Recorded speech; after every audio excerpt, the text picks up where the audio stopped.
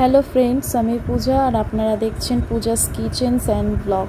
আজকের রেসিপি আমরা জেলি বানাবো। কিভাবে জেলি বানাতে হয় ঘরে বসেই তা আপনারা নিমেষের মধ্যে সেটা করে ফেলতে পারবেন। তাই আজকের রেসিপি জেলি। প্রথমে একটা সসপ্যান নিয়ে নিলাম, সসপ্যানের মধ্যে জল গরম বসিয়ে দিলাম। এই জলটা গরম করার সাথে সাথে আমরা 4 টেবিল চামচ চিনি দিয়ে দিলাম। চিনিটাকে ভালোভাবে দিয়ে আমরা চিনিটাকে ভালোভাবে জলের সাথে নাড়াচাড়া করব, যাতে চিনিটা ভালোভাবে জলের সাথে ভালোভাবে মিশে যেতে পারে। এইভাবে আস্তে আস্তে আস্তে আস্তে চিনিটা ভালোভাবে আমরা একটা চামচের সাহায্যে গুলে নিচ্ছি, অর্থাৎ নাড়িয়ে নিচ্ছি, যাতে চিনিটা ভালোভাবে জলের সাথে মিশে যেতে পারে। এই পরিস্থিতিতে গ্যাসের আঁচটা একটু বাড়িয়ে জলটাকে ভালোভাবে ফুটিয়ে নেব। আস্তে আস্তে দেখতে পাচ্ছেন ভালোভাবে জলটা ফুটে উঠছে।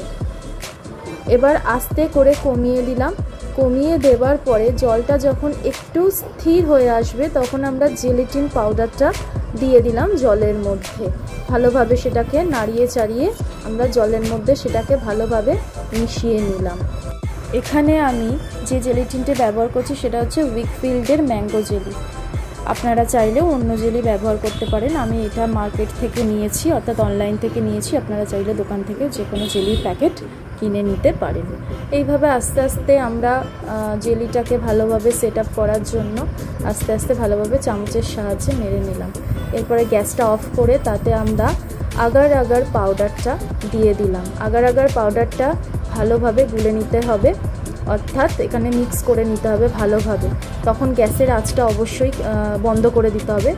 এরপরে ওটা মিক্স হয়ে গেলে ভালোভাবে জলের মধ্যে তারপরে আবার গ্যাসটা জ্বালিয়ে আমরা সেটাকে জলটাকে আবার ফুটিয়ে নেব। এবার আস্তে আস্তে চামচের সাহায্যে সেই জলটাকে ভালোভাবে মিশিয়ে নিলাম। নেওয়ার পরে সুন্দরভাবে এরকম চামচের সাহায্যে নেড়ে বন্ধ করে দিলাম গ্যাসটা। এরপরে একটি পাত্রে, আমি এখানে টিফিন বক্স ইউজ করেছি, আপনারা চাইলে অন্য কোনো পাত্রেও সেই জেলিটিনের সেটা আপনারা সেট আপ করতে পারেন। আমি টিফিন কৌটোর মধ্যে এই দুটো ঢেলে দিয়ে সেট আপ করলাম। এইভাবে আমরা 2.5 থেকে 3 ঘন্টা মতো ঠান্ডা জায়গায় রেখে দিলাম। এরপরে 2.5 থেকে 3 ঘন্টা বাদ ফিরে আসার পরে দেখুন কি সুন্দর জমে গেছে এবং একটি ছুরির সাহায্যে সেটাকে কেটে নিলাম। দেখুন কি সুন্দর পিস পিস করে আমরা কেটে নিচ্ছি।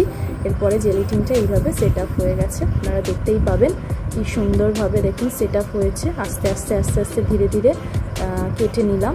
এবার সুন্দর করে পিস পিস করে কেটে নিয়ে আমরা এই জেলিটিনটা সেট আপ করে নিলাম। আর আমার এই ভিডিওটি যদি আপনাদের পছন্দ হয়ে থাকে তাহলে অবশ্যই লাইক, শেয়ার, কমেন্ট আর সাবস্ক্রাইব করে দেবেন। আর পাশে থাকা বেল আইকনটিকে ক্লিক করে দেবেন। আর আরও মজাদার রান্নার ভিডিও পেতে গেলে অবশ্যই আমার চ্যানেলের সাথে জুড়ে থাকবেন। আশা করি আরও ভালো আপনাদের রান্নার রেসিপি আমি আপনাদের সাথে শেয়ার করব। সবাই ভালো থাকবেন, ধন্যবাদ।